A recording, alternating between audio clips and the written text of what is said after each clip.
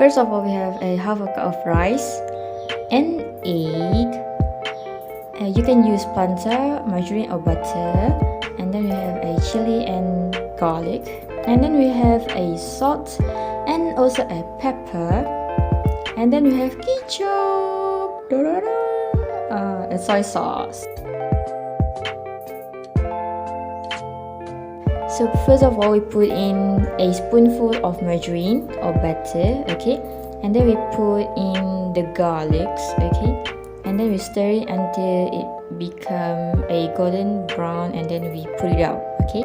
Next, we put in the chilies and stir it, and then we put an egg, and then we will stir it until it become a scrambled egg, okay? After that, we will put rice any amount of you like, and then we will stir it with the scrambled egg and the chili that we have done it before.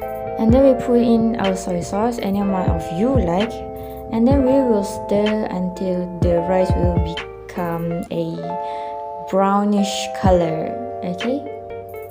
Next, we put a pinch of salt and also a pinch of black pepper, and then we will stir thoroughly so that the saltiness and also the heat from the black pepper will all over the nasi goreng itself, okay everyone?